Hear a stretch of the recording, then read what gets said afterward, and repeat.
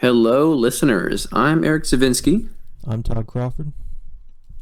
We are too cool for the comic shop, straying far from our comic roots again because this week we'll be talking about a goofy movie and an extremely goofy movie, 1995 and 2000 releases from Disney Animation. Both movies that Todd and I have some sort of nostalgic connection to. But Todd, I think you have more of an extensive watch history with these two movies, so I figured you would introduce your experiences with these first. Yeah, so the first thing that I particularly remember was the first time I ever saw a Goofy movie. I was young, probably 6 or 7, I'm guessing, and I was at a friend's house. His father was a family friend, and it's on one of his VHS tapes. We were looking to watch a movie, and one of his VHS tapes was a Goofy movie. And I remember we were playing with a fire truck at the time, so we didn't watch the movie too reliably. But I very, very specifically remember the opening scene of the background of Max with his crush. I think Roxanne is the crush's name in the first movie. And Yes. they're in this meadow and it's pleasant, the pastoral scene. And all of a sudden, it's like an American Werewolf in London where Max starts transforming into his father like a horror movie, and it starts to storm. And it's like a werewolf howl. It's Goofy's yuck. Max is uncontrollably doing. I remember that, and the music, of course, and the pizza and the cheese animations. Right. No, it's funny how those are two of the only things I remembered from the original movie as well, because I'm pretty sure I only watched these two movies when I was like 4 or 5 years old. And honestly, I never even watched them when I was a slightly older kid, let alone a teenager and adult. So rewatching these just this past week was kind of just like a brand new experience because I've never watched them with adult brain or even a teenager brain. But that being said, I very vividly always remembered the opening of this movie because I'm pretty sure it awakened things in me. Um, and it's funny because you and I have a mutual friend who had a crush on Max growing up, and I just felt like I had a crush on Max like now as like an adult man, which is probably creepy and wrong. But I don't know. There's kind of like part of the furry awakening with the beginning of this movie. I think they did a number on a lot of kids with the opening of this film. Yeah, I mean, I'm not going to say I have like a crush on any of these characters. Like, I don't want to fuck Goofy or anything. But That's too bad. no, I would take him on a respectful date and treat him like he deserves, but it would be purely platonic. Right, just like the librarian in the second movie. Yeah, we'll have to get to that. But in this first movie, I mean, the character designs are just so well done, and I feel like Max in particular, to make him look like Goofy but yet distinctly just kind of teenage. He looks a little bit edgier, I guess you could say. It's almost like a Sonic kind of design. You know what I mean? He Right. Yeah, I totally get that, and it's a hallmark to the fluidity of the animation too. The first movie especially does it really well. Or just the movements of Goofy and Max, and a couple of the other characters are just so fluid. The way they move is just kind of like awe-inspiring. Like it was still I guess it was like the Disney Renaissance era, so it's kind of in good company with all of these extremely well animated movies of the 90s. But no one really like talks about this one in the same like leagues as like Lion King or Hercules or Aladdin. But I would say the quality is pretty much there though. Yeah, I would totally agree. I would think I would honestly say for me personally, I would put it up there. So for the Disney Renaissance movies, for me, it's going to be Mulan, Hercules, The Lion King, and this are like my tops. And I would put it above. I put it right up there with Mulan and Lion King for me personally. It's really good. I mean, just overall, not just the animation. I forgot this movie was a musical as well. At least the first Goofy movie. That totally took me by surprise when Max started saying it. It was like, oh, I did not remember these movies were well. This one movie, the second movie has songs, but it's not a musical. But this first movie is a musical, and it's got like five music numbers, so I didn't even remember that. Yeah, what's interesting how the music plays into the film because there's of course the in movie songs, which would be songs performed by an animated version of Prince, essentially. I think his name's like Power Man 500 or something. Oh, Powerline. Powerline. That's See, I just watched this movie like last night. Is the only reason I have a memory for this at all. and so I always remember that, of course. And the first opening musical number is really well done. With it's kind of the last day of school and all that. And Max is just looking forward to the next few days so he can impress this girl. And I watched a great video just today on YouTube about how the structure of musicals and how it's so clever that this movie that there's like the opening number to introduce the world, then there's the I Want song, which is the protagonist describing their motivation throughout the plot. And how this opening song kind of does both. It's a very good point. I didn't think of it like in that sense, but it actually establishes a lot of exposition in a very entertaining way. Which then just allows the movie to like run with it once the plot needs to kick in too. And this isn't me obviously observing it. This was just something secondhand I'm passing along. Another thing that I really want to bring up the first film, and it probably more so even the second, is that I worry about Goofy in these. Like, they really take on a different tone with him. He never feels out of character. It really feels as though it's the same Goofy we've always known and loved, but you're seeing a different side of his life. It's really impressive how consistent it feels. I can agree with that. In both movies, and both movies, the plot is kind of similar.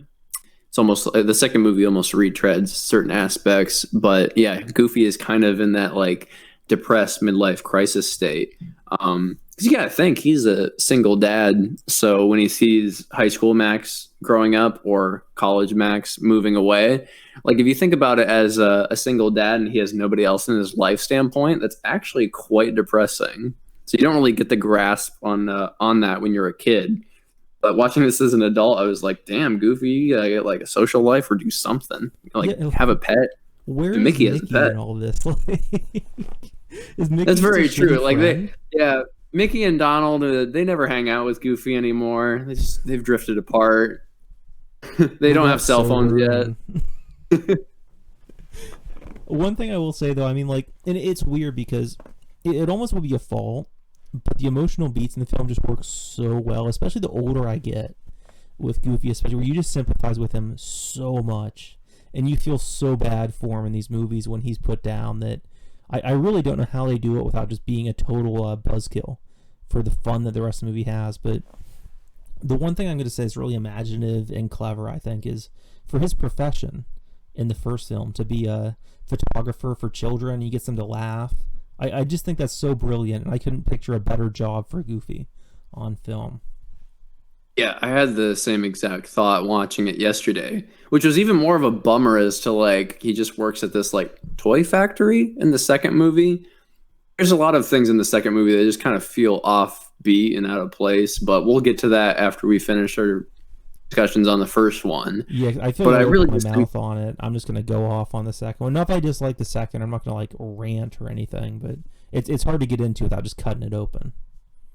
Right. I mean, I think the nature of it just being a straight to video release, like a lot of sequels to these Renaissance movies, you know, they were so popular that they got sequels, but they didn't get them theatrically released. And there's just something that is to be said about most of those sequels where none of them are as good as the original, and they all kind of have these shoehorned sequel ideas and things. It really just takes a little bit of the magic away from it. But to go back to the first movie, I think that was a good introduction for Goofy outside of his relationship with Max. And I think that's why it never becomes too depressing, is because Goofy is still completely himself and like whimsical and fun, regardless of, you know, might get like depressed every like other scene. And I think that's because the rest of his character is so still completely there. Yeah, exactly. Him interacting with the other characters, and it's very fascinating how it really tones down the slapstick and everything. It's there for sure. I mean, they have a lot of really silly comedy bits with Goofy and everything, but the way he interacts as a father with Max is fairly realistic for a film of this nature. Or how this is more the second one, but him having a cookout isn't he's not like catching the house on fire and his stakes flying up in the air and all that. Right. They really tone that down and give this just a real world lived in kind of feel and vibe for it, which works shockingly well somehow. I really don't know how they pulled it off.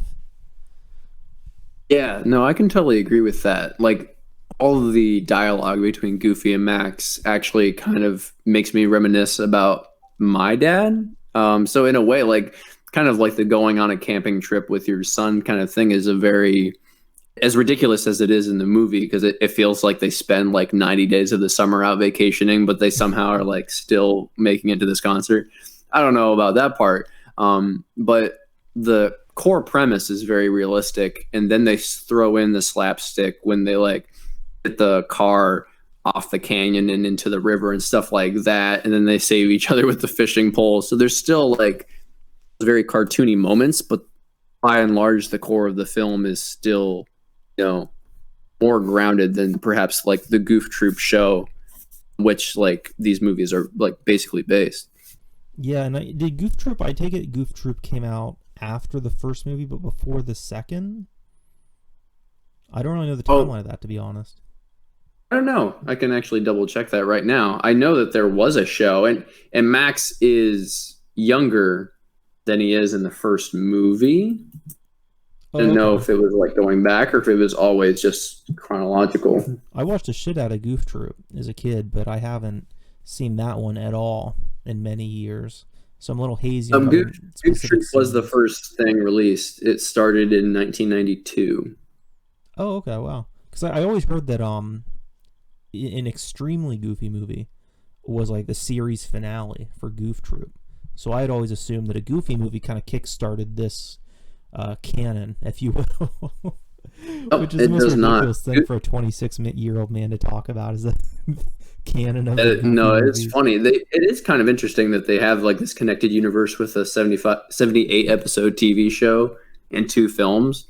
Kind of spread out though, because the animated show was 1992 through 1994. It looks like, and it's interesting. Right. Wikipedia says that the whole show was like aired in 1992, but it's a really long show, so I don't know if I believe that. Anyway, the show came first, and then a Goofy movie was in 95, and then an Extremely Goofy movie was in 2000. So they just released these things as Max got older. All right, that's cool. That kind of kills the way I saw it, but Yep. Well, my fake news here for you, Todd. yeah, The that's true. Goofy movie, the first movie was essentially the series finale of the show, and then they just made another one 5 years later. Yeah, I mean, why not? Why not? There's money to be made. But What's your favorite part of the original movie? it's really tough for me because, like I said, that opening, especially, I mean, the animation, the humor of it, the way that it just really left an imprint on me as a kid. I mean, it's one of my first movie viewing experiences of my life, not just for an animated show or these characters. So, I mean, that's a really huge thing for me. I mean, the end dance number and the opening musical number are really Yeah, strong. I think the scenes of Goofy just being a sad dad are just so fucking effective. And the older I get, I was watching clips of it today, and in the scenes, especially in the second one, which gets like infinitely somehow sadder, it really hits. It's really fucking effective. The way the food's animated, you get Bigfoot in it. Watching Goofy and Max slowly begin to rebuild their chemistry with each other as father and son and right. reconnect is cool. There's just so High much. Dad Soup is effective. I'm sorry, what was that? High Dad Soup is effective when they eat alphabet soup, and then Max spells out High Dad like he used to when he was a little kid. Oh yeah, that scene and the scene where they're talking about Max used to spell out words and stuff, and they're Right. saying I think Max says like "Hasta la vista" or something like that, and Goofy says something, Max says something, then Goofy says "I love you," and they just awkwardly kind of like there's just this little moment. Oh yeah. It is very cute. No, they build that up very effectively throughout the film. It's really just it's really kind of a realistic take on like, you know, someone's parent might care a lot, but they don't know how to communicate with their teenager at all, which is really just kind of like any of like the lies that they tell each other in this movie are totally like based on have no ability to communicate with each other because they haven't like breached the discomfort to communicate as father and son in a while. And that's very well realized when they are floating down the river and then have to fishing pole each other away from the waterfall because that's kind of like the slapstick comes to a head while the emotional plot comes to a head at the same time. So it's actually kind of clever. Yeah, it really is. And one of the things that I was just watching a ton of reviews and stuff of this movie today, and what struck me interesting is I always saw Max as the bad guy of the film. It was just kind of he was the hero and the antagonist. You know, it's an internal struggle of him having to realize that he's being selfish and short-sighted.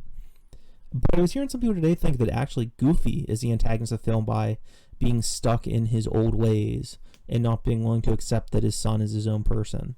And I don't fully prescribe to that, but I think structurally that does make sense. Kind of removed from the context of the film, but I have to say, like, I mean, I think it's both because if you just because I essentially watched it with like new eyes yesterday, and I think as a kid I thought that Max was being an ass like the whole time, because I was a kid. So obviously Goofy is like an icon. He just wants to spend time with his son. But like as you become an older person, you kind of realize like, okay, yeah, I mean, what would you react like if your dad took you on a vacation with zero notice and you wanted to like ask a girl out that same like time? That'd be pretty amazingly frustrating.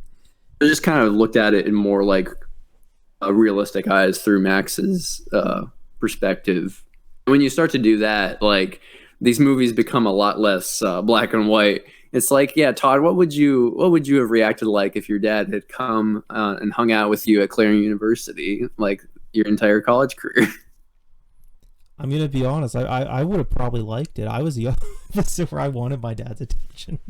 But that's a whole See other that? thing. Well, that's the dynamic too. Is like Max has always had his dad's attention because Goofy is a good dad fundamentally.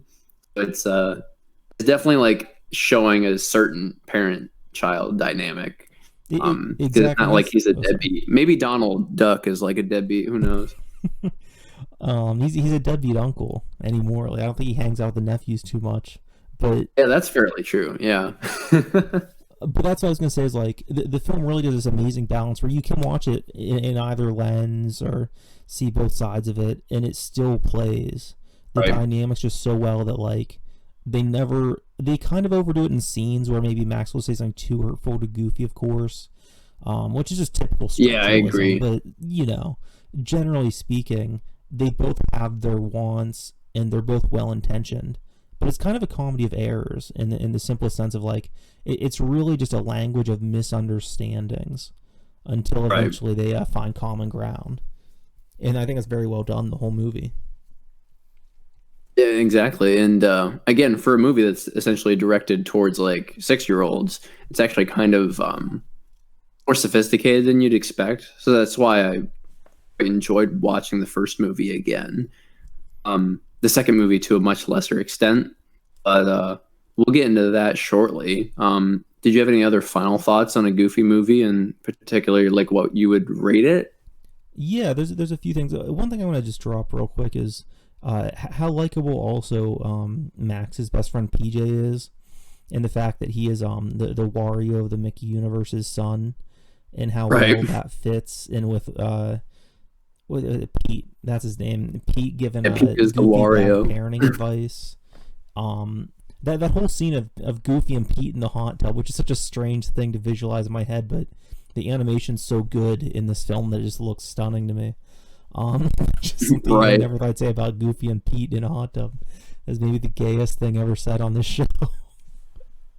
I don't know. I think the Goofy movies are pretty gay. Goofy and Max are heartthrobs, of course.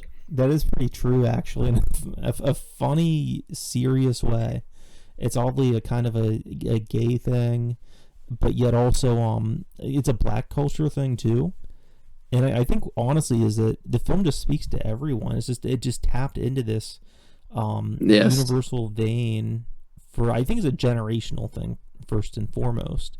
And so almost everybody from this generation that grew up watching this on VHS, at friends' house or seeing in theaters, it just spoke to kids of a generation. And I think Did it's just, absolutely. I think the animation But is it's great. weird how these very interestingly animated dog people are somehow like the kind of like more appealing Simpsons esque template. You know how the Simpsons are like yellow, and it's like I guess the race doesn't matter. But then there are also in both universes like darker skinned versions of these dog people, and just like there are in the Simpsons too. So it's kind of like I guess like Max and Goofy are white, but then Goofy has an afro in the sequel, and I'm just like, I don't know anymore. I mean, white people can get an afro technically, but Yeah, technically, but I guess it was a wig, but yeah, there's definitely a lot going on there. There's something about the character designs where I was talking to Colton, and I was like, almost like they put all of the good character designs in like Goofy, Max, and Pete, and then like and then Roxanne, I guess to an extent, but then they like stretched it really thin with like all the side characters, especially in the second movie, and like oh there's yeah. so many of them. They're just so incredibly unappealing to look at. So it's kind of amazing how they all look like they're part of the same race of creatures, but man, they're not all created equally. Well, I'm glad you brought the Roxanne design up because like it is I didn't have a crush on Max or anything growing up. I didn't have a crush on any of the characters. I don't think I ever really had that effect with animated things, but just the chemistry with Max and Roxanne in the first one, he works so well because it just feels more real. Max isn't like a Poindexter asking his first girl out necessarily. For all we know, it's his first girl, but he's not totally Right. awkward about it. He's nervous, of course, but it's fairly realistic. And she isn't the cheerleader or anything. She's actually very shy, and it's just kind of an awkward interaction every time. And for some reason, that just makes it work so much better. It's like they tastefully underwrote that character, and Right. somehow it just works. And I can't even explain it. Maybe it's nostalgia and the fact I grew up with it, but Well, they're it's just supposed a to be magic. like 14 years old in this movie, so I feel like they nailed that actually pretty well as far as the writing goes. So my final thoughts are, yeah, the animation's great, the music's great, characters. Um, it's an emotional rating, but I have to give it like I'm gonna say like a 9.5 out of 10. It's fair. I'd probably give it an 8.5 or an 8 out of 10. I think sometimes it just part of this movie is very dedicated to kids and like making them laugh with some of the slapstick and some of the other things. So when you take that out of the movie, it's almost like it's a 50 or 60-minute movie without that fluff to it. So there are certainly other animated movies that appeal to me more and for more of the runtime, but for what it is, I think it's very strong. I think I'd go for an 8 out of 10 on this one. So the next one, speaking of that stuff, an extremely goofy movie. Would you say that one was too goofy for you? You know what? It's actually kind of funny. It is aptly named. They It like is. do dial up the goofiness. The first thing that I noticed when watching this, and I literally watched this just before recording this podcast, is that the animation is not as good. It's not bad, but you can certainly tell a certain choppiness to it right away, especially if you watch these movies back to back. Which again goes hand in hand with like the direct to video release. I mean, so it's not unexpected, but say you're watching these movies on Disney Plus and you didn't know that they were like a theatrical release and a direct to video release, would be kind of a little bit jarring. But again, they're working with a way smaller budget here on this one. But that was the first thing that struck me. Definitely. And I mean, the best way I could sum up an extremely goofy movie, if I had like 30 seconds to review it, I would say that it is exactly what you'd expect from a straight to video sequel, while Hmm. despite that, while still being pretty entertaining and decent, all things considered. I think it's definitely not nearly as good as the first. You don't get any songs that are as good, any sequences that are as memorable. Right. It retreads a lot of the same ground and honestly does a worse job at it, in my opinion. For sure. But overall, as far as like matinee movies go, like if you're I don't know, you had a younger sibling or a child and you're just putting something on to watch with them, you could do a lot worse, especially with these Disney sequels. Right. Yeah, I can agree with that. And to be honest, I don't have a lot to judge it against because it's been a long time since I've seen normal Disney movies for many cases, and in many cases I haven't seen any of the direct to video sequels. No Lion King 2, whatever other ones there are. I'm gonna I be haven't real. really seen any of them. I actually Um, like Lion King which 2 a I guess lot. I always owned this one growing up, which is why I've seen this along with the original.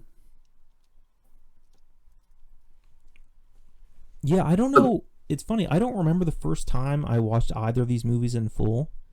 I remember seeing them a bunch as a kid, but I remember that first time with the first movie vividly. But the second one, I don't remember. Same with Goof Troop. I just remember always watching them. I know I saw a ton of Goof Troop. It was one of like I never cared for Disney Channel. It's like the one show I did like on there.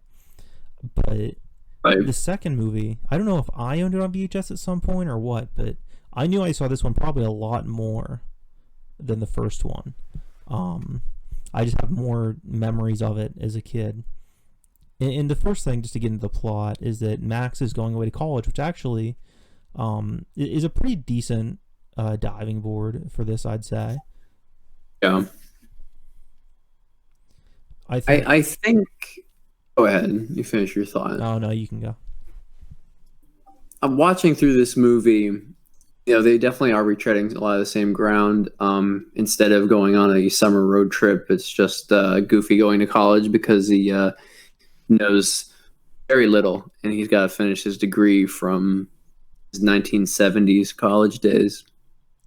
So obviously, there's a lot of back and forth that is almost identical to the first movie. Like the dad, I'm not a kid anymore. That line was probably said in both movies several times. Um, and I think the movie distinguishes itself in very weird ways. Like, and now I'm watching this as an adult man who has graduated college, and it's like they went for like the college vibe with like the stereotypical Greek life vibe, but also an X Games vibe and also like a nightclub disco thing. It's like all in the same movie, and it's just kind of lame. And it might be a product of its age, what with the obsession on skating that very much was 90s, but then also having 70s nostalgia because Goofy is old. So I don't know. What do you think about like the kind of like the mixture of all that stuff in this movie? Yeah, so that's one of the. I agree that is one of the weirdest things with the movie. Some of it makes sense conceptually. So like the X Games stuff, and it's pretty obnoxious in the movie. I don't mind product placement like other people. I always think it's kind of a nitpick for the most part. Right. In this, if you don't like product placement, you may as well just skip this one because there's so much. They make it so clear that it is the ESPN X Games. I Even the know. climax of the film is a burning X where a character is trapped in it. Um, Right. with with that said, for Max's character, that makes total sense in my opinion. That he would want to do that. It fits in with the tone and the generation where they want to make it like he's cool, he's relatable, he likes to skateboard. That was definitely a thing of its time, and I think that's a good motivation for Max. I think it's a bit much with him also being in college, so I think those two things actually clash more so than Goofy's experience in college, where he's going back as an old man who's trying to live it up like he used to, but times have changed. That kind of makes sense as a joke to do, even though they do lay it on pretty thick in this. But it's a children's film. I think Right. even further muddying the waters, though, tonally, is that the love interest in this is such a strange downgrade from the first one. It's almost like there was criticism internally about the love interest in the first film being more of a plot device and a character, which is true. She doesn't punch a bad guy or anything, but she has her role in the film, and I think suits it very well. In this one, I don't mind Max going after a different girl or anything. That makes total sense with him being in college. With that said, the new one is just kind of perplexing why Max would be into her, why she fits in with this film at all. She's just this kind of oh, what would you call it, like a beat poet stereotype. See, you're misremembering the film kind of, because Max doesn't go after her at all. It's actually Max's cheese-loving friend who goes after her, but then the poet girl likes Pete's son instead. Okay, because I remember her. I remember her getting with PJ at the end. She's actually a throwaway character, and I really just watched this movie, which is the only reason I have such a vivid memory. Her character doesn't matter. Okay. There's then I take that back. Really all the Greek life characters don't matter except for the head guy, which is probably the most irritating Disney villain I've ever seen. There's just a lot of irritating characters in this movie. So whenever it's not Goofy or Max doing something, I'm kind of bored out of my mind or annoyed. The Goofy's love interest was kind of cute and funny. The librarian, which is really like the actual romantic plot of the movie, is not Max, it's Goofy this time. And I actually think that stuff works. Yeah, it was. That's where a lot of the humor did land for me, because they played up Goofy being like a cheesy old guy who grew up in the 70s kind of thing. He even goes on a drug trip at one point, essentially, when he's taking a test in one of his classes. So when the movie gets more creative, I think is at its best. It's just so bogged down by like, oh, these Greek life dudes are assholes, and you have to listen to them talk for, I swear, 30 minutes of this 80-minute movie, and it's just the worst. And funny enough, also, what Greek life in Clarion were the Greek life people also the skater people? Is that I thought those were like mutually exclusive cliques there. Another thing is like what fraternity, and maybe this is, we went to a small college, but like what fraternity just bullies people? Like, I don't know, I've just never seen that at school. I never heard of something like, oh boy, the Kappa Phi Deltas are coming again. They're gonna give me a noogie and give me a swirly in the toilet. Like, that's kind of high school stuff. I don't think college people just terrorize dweebs. So here's how I would have remade this movie, because it goes to what you just said. This movie feels like it's actually a high school movie instead of a college movie.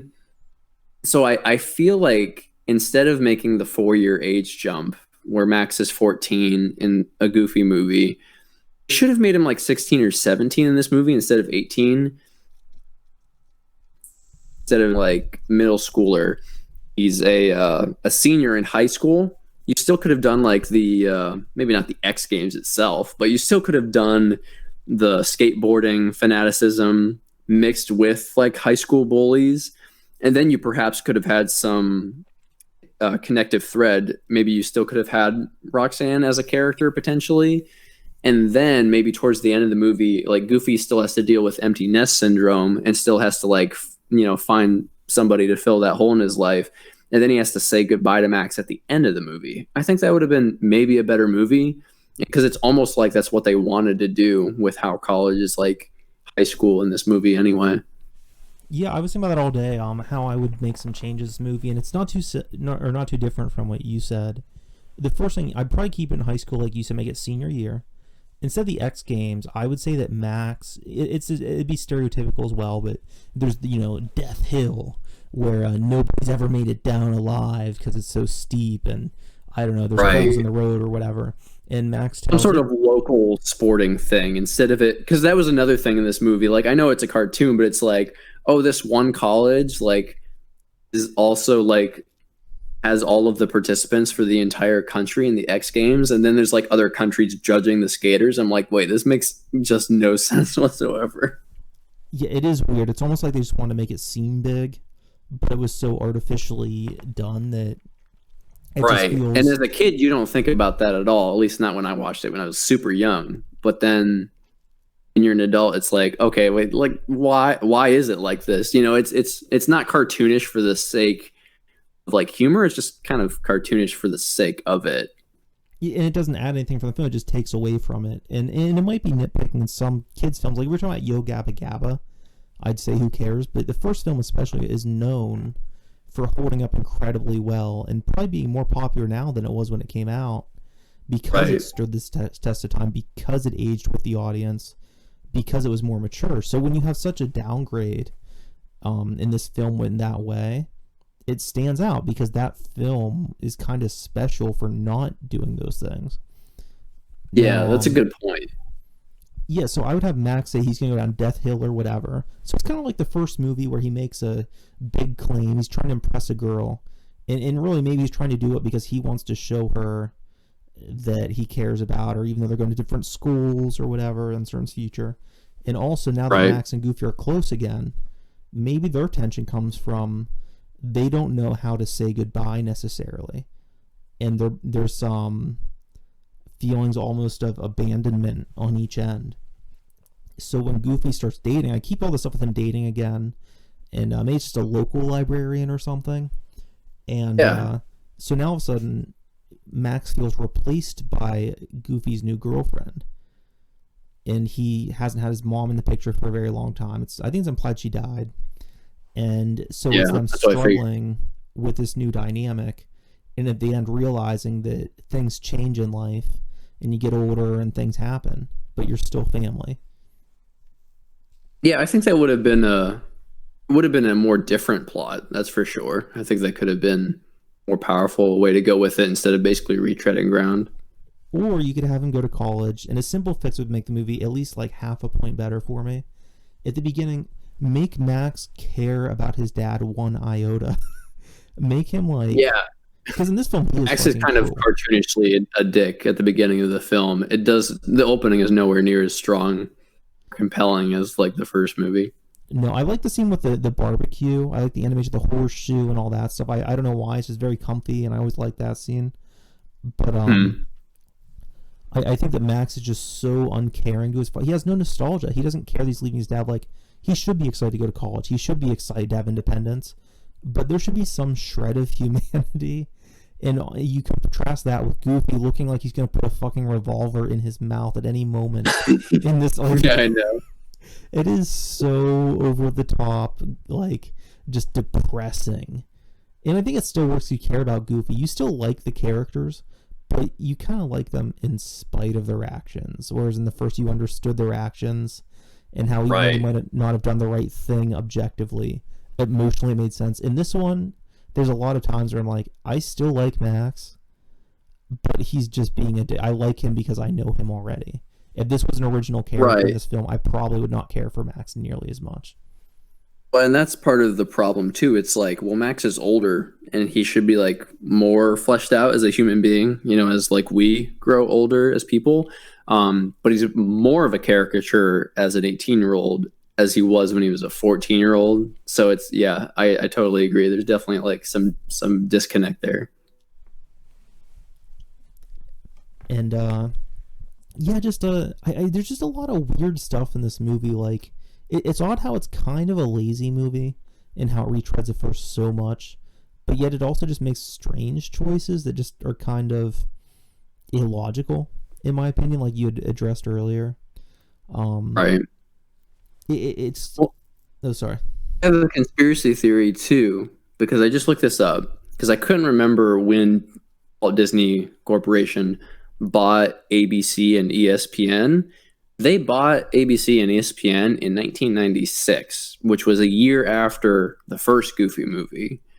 If you look at it through extremely cynical lenses, it's almost like, man, we gotta make another Goofy movie so we can promote ESPN and the X Games.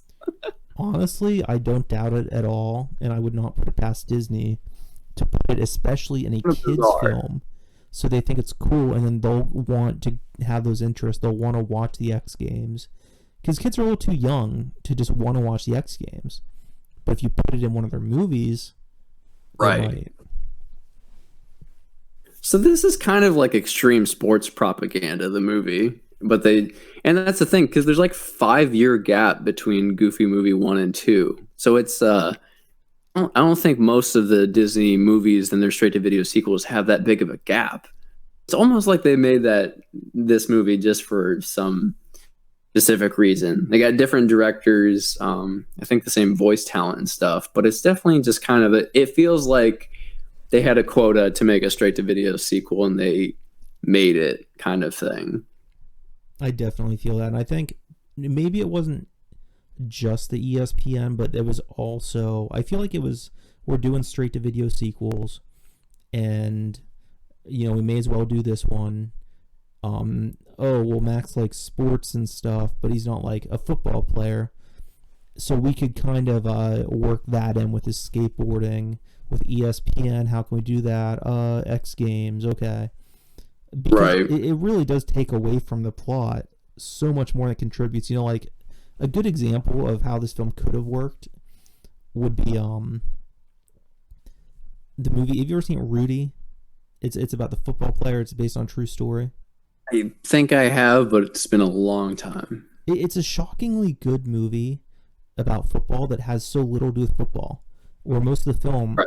Rudy's working in a factory, and then he goes to Notre Dame to study so that he can play. But he only plays one play in the entire film. The rest of it is him studying and practicing and working his ass off just so that he could get his shot, so he could get one chance to set foot on the field with the jersey on. And, Oh boy. and at the end he does, which makes it so much more powerful. And even though the hook is that you like football, you don't watch this film, he's going to throw the football. The whole thing is just building character and just showing responsibility and determination and patience. And they could have done something like that with Max, Right. even, where he wants to goof off. Which sounds like in that universe would probably be like an allegory for like fucking or masturbating or something. He's just goofing off in his room. Absolutely. But where he learns over the course of film that he can't just go around skateboarding and going for the X Games or whatever. He's an adult now. He has to study. He has to take responsibility.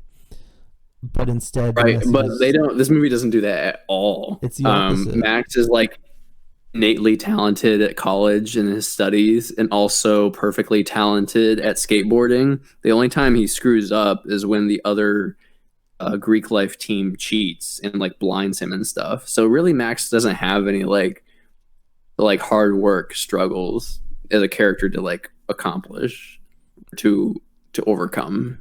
Exactly. And Max is cool, but he's cool because he's relatable and he's flawed. And in the second one, he's flawed, but it's not really even a flaw of the character so much as a flaw of the film's writing, where he comes off as Right. unlikable by being a prick. But like, to his defense, though, I mean, it is freshman year. I don't think any of us were hitting the books nearly as hard as we were any other year, our first semester. Yeah, that's fair. And he is known to skateboard, so I could take the talent thing. But it just feels so arbitrary to set it in college other than just because. Just to make it seem like on the surface another milestone, like, oh, the high school movie and the college movie. It's instead of actually like telling a story without that kind of mindset of like, oh, it's college, that means that's the plot. And it's like, no, not really. Yeah, it's almost like they knew the passage of time was there, the audience was getting a little bit older, but let's be real, I mean 14-year-olds probably weren't watching a Goofy movie. Nor were 18-year-olds watching an extremely goofy movie. The audience was more like 4-year-olds and 8-year-olds.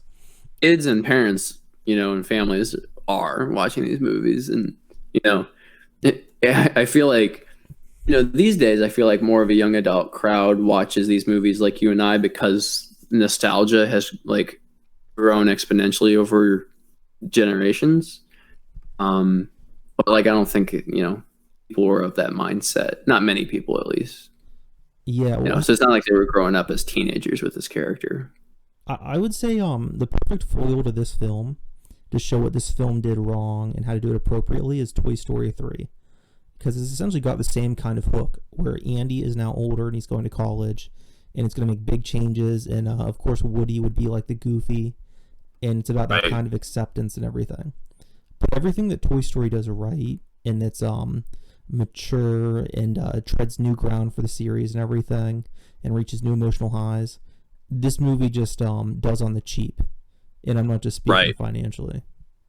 No, I can totally agree with that. And that's kind of what I was thinking of. The saying goodbye and sending the kid off to college is usually the emotional core moment. I mean, just like it is in Toy Story 3, right? So I think that's why I also think it could have been a better Max is a high school senior movie, is into extreme sports, blah blah blah. You could have had almost all of the same plot elements, just like not done the stupid Greek life guys, and everybody would win. Be a win-win-win. Yeah, I just don't get it. I would say get rid of the Greek life guys, set it in high school, do the extreme sports thing. And honestly, I don't think you need to even increase the budget of this film, because the funny thing is the budget isn't the problem here. Right. It's just the writing and ideas. Now, of course, the first film has great music numbers and everything, and I think the animation's some of the most impressive of the Disney Renaissance, personally. Hmm. Um, so you would lose something, but I think it could be a much more serviceable sequel that people would be much more forgiving of those technical issues that are kind of uncontrollable, because we all know that Disney doesn't really have the money to produce a proper sequel. Right. Really, not until recently has Disney been focused on doing that. Like Frozen and Frozen 2 were both like treated as budget theatrical things, and I think they plan to do the same with like Zootopia and perhaps Moana. Like really, not until this generation had Disney ever really done that. Pixar doesn't count because they're kind of their own beast here. Yeah, and it's very strange to me. I don't understand why they I don't understand why they wouldn't do that. Like, I like I said before, I really like The Lion King too. I think that's a really decent movie. I don't think it's as good as the first, but it's still a pretty enjoyable kids movie that I liked a lot growing up, and I think Right. holds up on rewatch. But why the fuck would they not put a sequel to The Lion King in theaters? You just give it the same budget. It doesn't have to be more. It would make a ton of money. The first one made a ton of money. Right. You think so? I don't know. It's they had such a weird philosophy about that back in the day. It's Okay, so very here's my interesting. theory, and I came up with this on the fly. They didn't want to Very release good. the movies in theaters because they wanted to release original movies, or original for Disney. You know what I mean? They're based on old stories or whatever, the retellings, but they're Right. original New Disney designs. IPs in the theaters like every year or two. Yeah, so that then you could have 1 year you can have all the Lion King toys come out, and the blankets and the cups with the characters on it. Then the next year you can have Mulan. You got a plush Mushu doll. You got Mulan's sword that you could buy and fight your friends with. Next year, oh well, look, it's Hercules. You gotta get your plate with Hercules. I'm a meat and potatoes kind of guy. You can get your Hercules sandals and stuff like that, so they can continuously get new things while making money on the down low with the straight to video Right. releases. Yeah, you're probably not wrong. It probably the reason for all of that stuff probably has to be merchandising and some sort of corporate thinking. That's a pure guess. It's not rooted in any fact, but that's the only thing that makes sense to me. Which I think we now know Right. with the Marvel movies, they could have just done both. They could have released them. I mean, this came out 2 months. Goofy movie, the first one I should say, came out 2 months before. This one I didn't really. I don't remember that well. Pocahontas, I think. Oh, really? Yeah, they came out pretty close to each other, so that's one of the reasons that like this was a modest success as opposed to some of the other ones that were much more lucrative. So like, It gives me great solace to imagine Goofy and Max hanging out with Pocahontas. yeah, I think they would have gotten along. Who do you think? Absolutely. Who do you think Pocahontas would have went for, Max or Goofy? That's a hard sell. I guess I can't imagine anyone going for Goofy specifically. He just doesn't strike me that way. So You don't see the Pilgrim in Goofy? No, I don't see it in Can't Max either. But I can't remember the white guy's name who's like the actual historical figure that me he's based neither. off of in Pocahontas. I was not into Pocahontas at any point in my life. I don't know why that movie just did not connect with me as a kid. It would be I would have to give it a new shot like I would most old Disney movies. I mean, Colors of the Wind's a good song. I know that much. Yeah, That's about I all I know. I legitimately cannot remember it all. I know I went to Disney World and they had things from Pocahontas that were cool. When I went, they did some kind of performance on a lake or whatever with a boat, and you had the good Indian guy fight the bad Indian guy, and Pocahontas was I, there and shit, and that was really cool as a kid. That's all I I know. personally have a very great love for learning and just being absorbed by Native American culture, and I like cartoons. So if I were to rewatch Pocahontas, you would think I would like it a lot, but I just haven't watched it in many, many, many, many years. Yeah, Anyway, yeah. back to the Goofy movie discussion. There are a couple funny jokes in an extremely goofy movie that like go right under the radar. Like you have to be like watching the movie and paying attention. But since you're an adult watching this movie, you may not be paying attention anymore by the time these jokes pop up because you're kind of bored and annoyed with the movie. There's this one point where Goofy is taking a test, and the question that he has to answer is briefly explain the meaning of the universe, and it's like a 2 second cut, and then the scene moves on. But Colton laughed at that first, and I was like, "Oh, that's beautiful." Yeah, I think there's little things in this movie that work. I mean, like there's a lot of negatives that we've been saying, but I think the movie goes down easy enough. I think honestly a lot of the good grace from the first one just carries over into this one. I Hmm. think it's a film that probably played a lot better for kids than it does adults who watched it as kids. Because I remember watching Right, it and not having any issue with it when I was younger. right. Um, so I do think that maybe it has more appeal in that way. Maybe it's just me and my own memories. But I don't know. I go I easy can I on can this one. completely agree with that though. And then in contrast, the first movie was surprisingly good. I didn't expect it to be as good as it was like watching it as an adult. You kind of got your balance there, especially if you're watching this as like if you're watching this with your kid and you're watching both movies, it's like both parties would be entertained pretty sufficiently and get something out of the double header. Yeah, exactly. I think like the first film, I remember watching as a kid and liking it. Some scenes really stood out, but I just liked it. It wasn't anything that special. Um, Whereas an adult, I really appreciate it and I respect what it does. Whereas a second, I like just Right. as much as the first as a kid. Um, but now that I'm older, I see that clearly it's not. Not only is it a little bit worse than the first one, but it's not nearly as good of a sequel as I think that uh, I guess you say fans or children deserved. In my opinion, the characters deserved a better send off.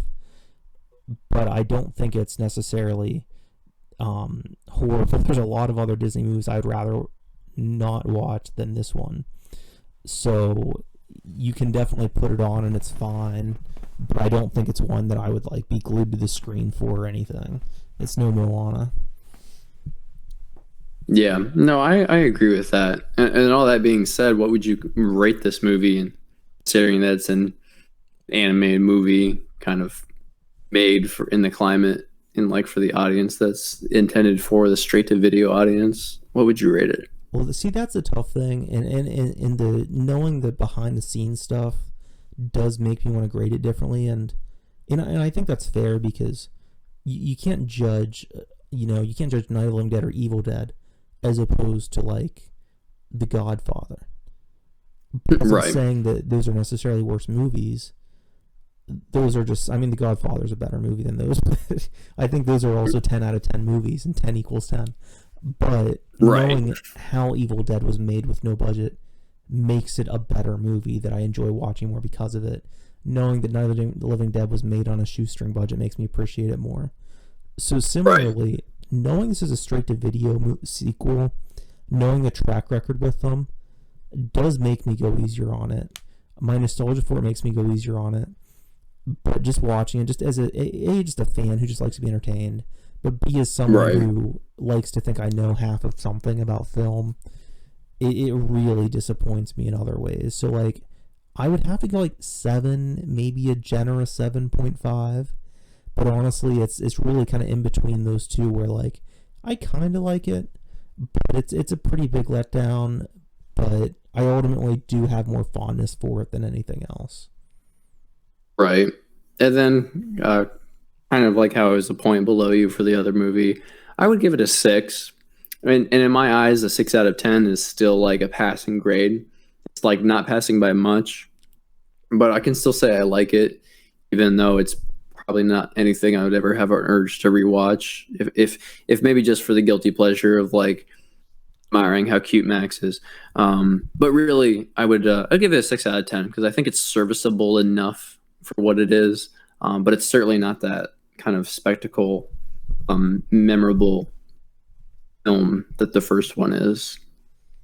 I definitely agree. I think honestly, 6 is pretty much. I feel like this film was like the reason 6 out of 10s were invented. Was movies Yeah, like this. probably. I mean, I would definitely say I went a bit high on it. I have no shame in saying that, but it really is that thing where it's like it's just a little bit above mediocre, but it's kind of bad, but it's kind of enjoyable. It's that kind of Right. mixed bag that's never quite. I don't know. It's just sad thinking about what could have been. And with that said, would you ever want to see, hypothetically, this is like the Sonic Adventure 3 of Goofy or of Disney movies? Would you be Oh interested in a God. third film? Max, like have a kid at this point? Would Goofy be a grandfather? I think He's that'd be the like, way what are to we talking go. about here? Ooh, I don't know. I mean, nothing's impossible. I do kind of get a kick out of seeing kind of more niche franchises like out of nowhere. It's like, oh, 20 years later, here's the third one. Like, yeah, I know you like the Bill and Ted movies, and Bill and Ted pretty much did that. But I kind of get a kick out of it because it's just kind of it's bizarre and out of nowhere, in a world where you get sequels for things that are kind of like no brainers, and it's like, oh, of course there's a sequel to this multi-billion-dollar grossing thing. But if they ever did make a third one, there must be some passion behind it because it's obviously not like a super marketable franchise anymore. Which is kind of funny when you think about it because these are Mickey Mouse characters. Like it's almost like Mickey Mouse is just a corporate mascot, and so are like Donald and Goofy, and they're not like characters anymore, which I think is something that we all miss from like the 90s or early 2000s from this kind of era. I definitely agree. I mean, I miss seeing Mickey in movies. I miss the world and all the characters and our dynamics. And, we even got that Winnie the Pooh revival in like 2011, 2012. We got that one movie that was really enjoyable and fun. We get these things every now and then. We got a fucking decent Sonic movie. I mean, you would think Mickey Mouse would make it back to big Right. screens aside from a short film before Frozen. And Yeah, I yet, know, right? here we are with just not, we got these like cheap shows on the Disney Channel. And I'm okay with it being a Right. TV series. I think they can do that and it could work really well as a TV show. But they just seem cheap and the animation's weird and I don't know what they're doing. I really don't understand it because if we got a new Mickey movie, I guarantee it would make so much money out of curiosity I know. alone. It's weird. It's like I would argue that the Mickey Mouse and Co. are like probably the most underutilized famous mascots of our time currently. I would say them, and then probably second place would be like Looney Tunes. But Looney Tunes were always kind of a TV thing, and they're still around. They just changed the Looney Tunes just formula. got a new show on HBO, did they not? I think I did hear something about that. Yeah, I think it's pretty funny. I haven't watched it, Oh, it's but actually I've heard out. people say good things about it. Oh wow, I didn't know it was actually. I know that they did a series that was more sitcom-esque because they I can't do think the I violence and think it stuff is anymore. more sitcom-esque, which is fair. I mean, I don't know if you could ever truly replicate one to one how wacky and zany the Looney Tunes were back in the heyday without like feeling like a direct carbon copy. Exactly, yeah, and you got stuff like Space Jam and all that.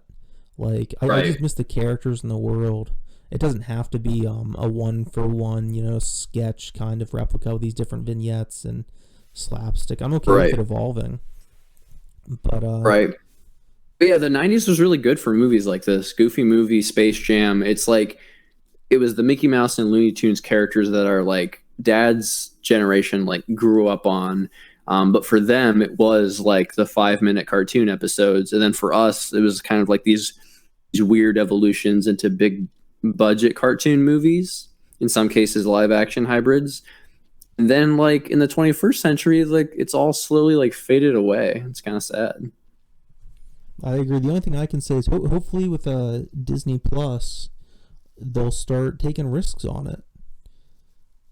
Yeah, they absolutely might. I mean, that's kind of the exciting freedom of Disney Plus. Like from anything from Star Wars to the Marvel universe to like the Mickey Mouse characters, they can make new stuff. And if it continues to like as popular as it is, I mean, look at how many new intellectual properties Netflix makes every year.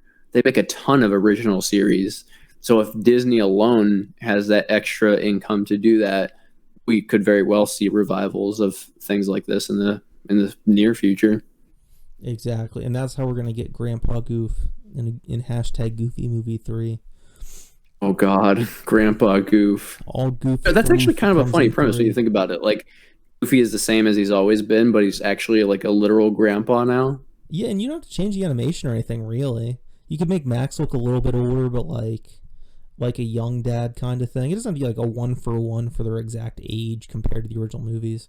And it could be about Right. Like Max he doesn't realizing, actually have to look um like his dad, like the werewolf in London sequence. Like he can still retain some of his boyish Max looks because you don't want to like take away Goofy's identity either.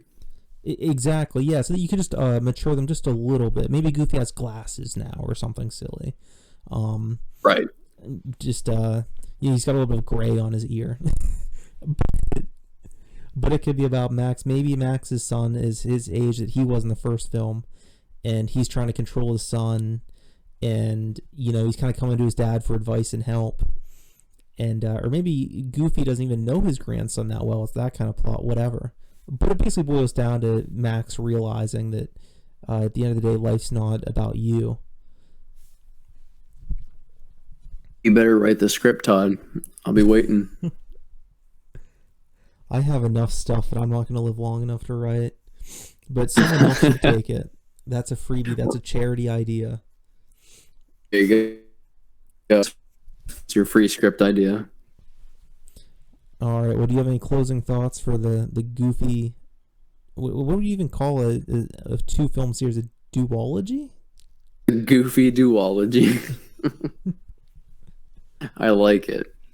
No, really, just that it was fun to rewatch these because I do like to rewatch film, but these were movies that I hadn't rewatched in almost 2 decades. I mean, it was just early childhood. I had watched these movies, so I need to do this more, and perhaps we can talk about more like classic Disney movies or the newer Disney movies in the future because it's definitely a small fandom of mine, but it's not something I've spent a lot of time with. But now that you have Disney Plus, if you have Disney Plus, you might as well take the time to finally rewatch some old Disney movies.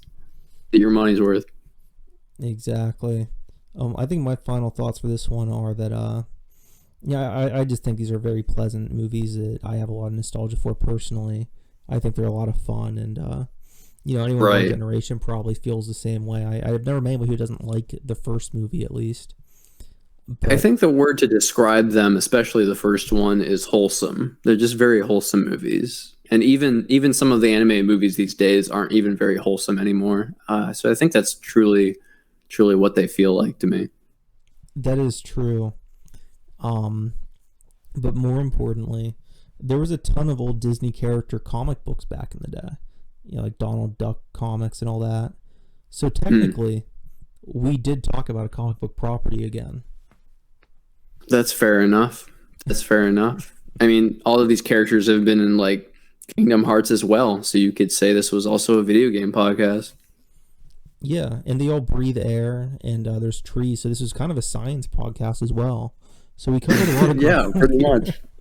And I think Goofy We gave believes our in very God. scientific opinions on movies made for 5-year-olds.